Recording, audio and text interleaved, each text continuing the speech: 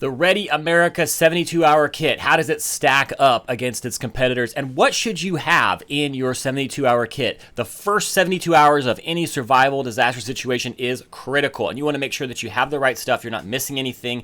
In this video, we're going to unpack and give a grade to the Ready America kit and actually look at some items that are missing, not only from this kit, but from most kits. And you're going to want to see this no matter what kit you pick, because if you don't have these items, you're going to be caught stranded. You're going to be caught without what you need in those first 72 hours. So we're going to give this kit a grade and look at how it stacks up against other options. All that's coming up.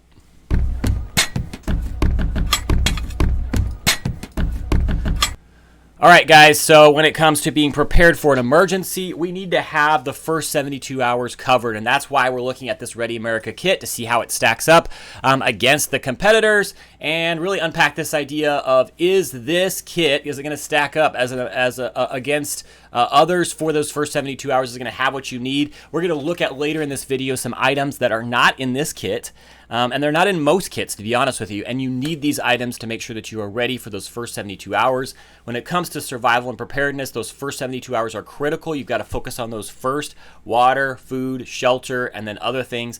And then after that, you begin to expand your preps to a few months and a few years, but absolutely critical you have the right items in that first 72 hours. Let's talk about this. First of all, what items should you have by looking at the Reddit threads? So on this channel, this is what we do. We sift through all the information. The problem in 2024 is not information. We've got so much of it. The problem is wisdom. We need to cut through all the information and figure out what are the gold nuggets in the midst of that. So that's what we do on this channel. So we looked at this Reddit thread. What should be in an emergency 72-hour kit in case of needing to evacuate fast? It's the right question, right? And I would say that in terms of this Reddit thread, the responses that we got, and I think this is, first of all, a really great question, but the responses that came through on the threads and the trends were spot on. So let's see what rose to the surface from all of those that responded on the Reddit thread. So trends in the 72-hour kit recommendations from this thread. At the top, basic survival supplies. You're going to absolutely need that. And then you see tools and miscellaneous getting a good number of mentions there. Honestly, everything on this list, from important documents, personal hygiene, first aid, vehicle preparedness, not often talked about, all these items are needed for those first 72 hours to make sure that you are ready. And so we're going to actually use these trends and use these mentions in this Reddit thread to evaluate the Ready America kit and then also others that will come. So let's take a look at what is already in the Ready America 72-hour kit and see how it stacks up. We're going to give it a grade in each of these categories. So we've got food and water. So here's the items that are already in the kit, and then we're going to take a look and see how does it stack up. So it's got food and water, 12 emergency food bars. That's pretty minimal. Water pouches. We'll talk about giving it a grade here in a second.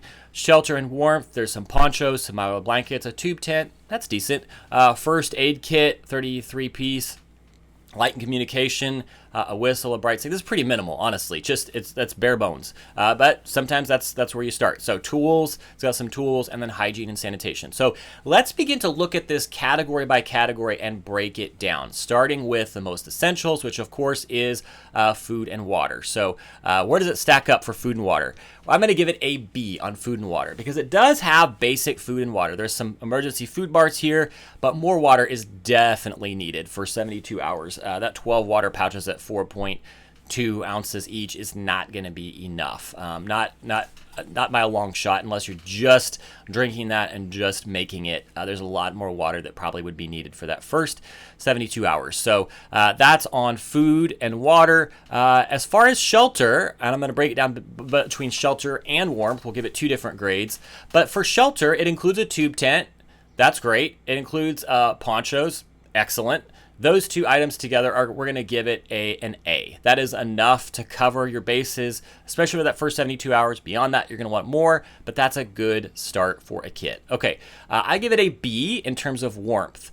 So it includes Mylar blankets. That is a good start, but it could benefit from more comprehensive warmth items. That's probably not going to be all that you're going to want for that first 72 hours.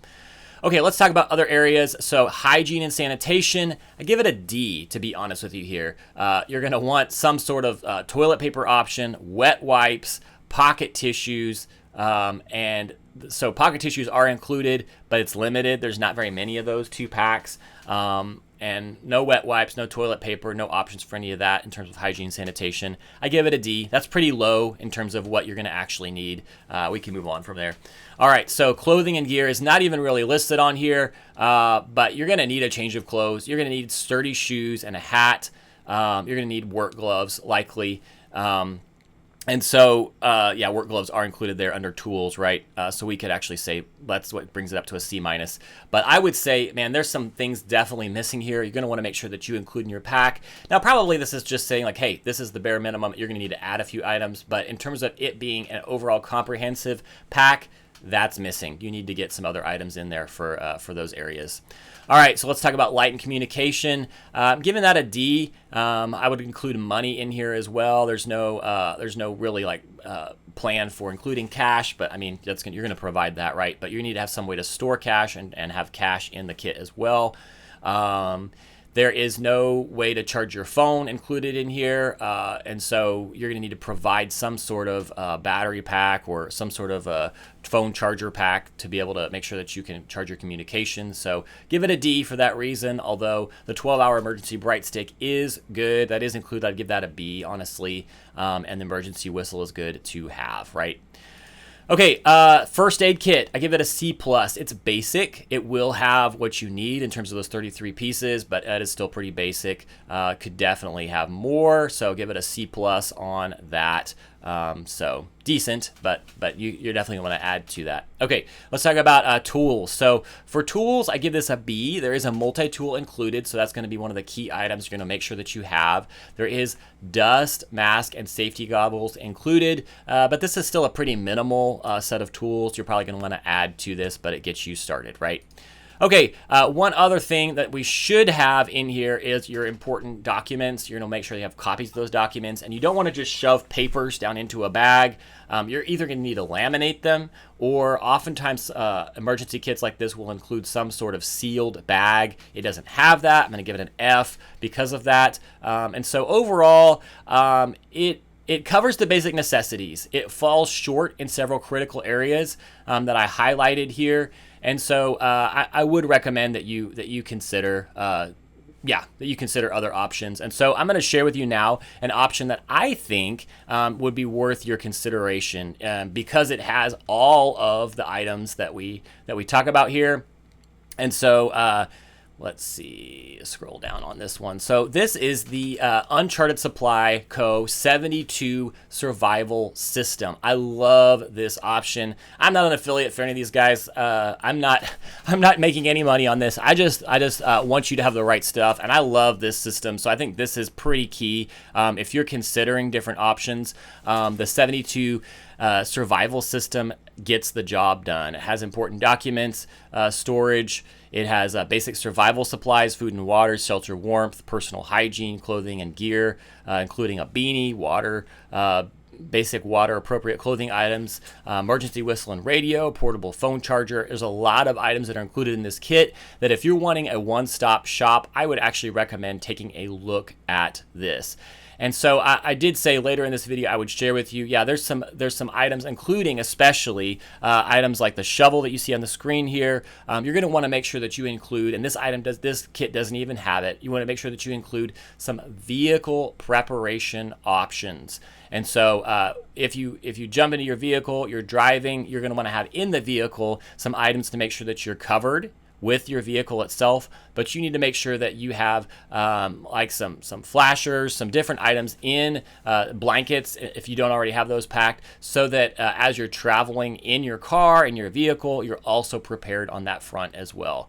And so you want to make sure that you could even put together a kit like this and keep it in your car, but you want to make sure that you cover the vehicle preparedness aspect of this as well. One other item that is often not considered is personal comfort items. And so whether that's entertainment, whether that's a book to read or a Bible so that you can have access to that. You're going to make sure that you include some of these basic items that are not going to likely be in any of the kits that you find on the market, but you're going to want to have them. Now, if all of these things, you're kind of overwhelmed by this, or you have a kit like this and you're thinking, hey, what do I do next? We included in the description below a free resource that helps you to plan for the SHTF situation at various levels. I like to talk about like it's like a moat.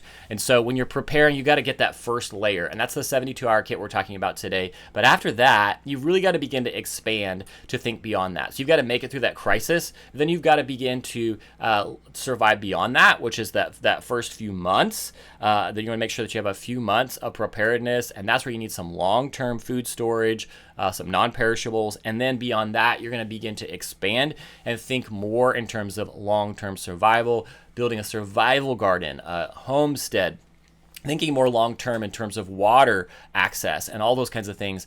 You need to think through all those, and you may be at one layer of that preparedness and need to move to the next layer. So check out the free resource below. It'll help you to evaluate what your preparedness level is and what your next steps are.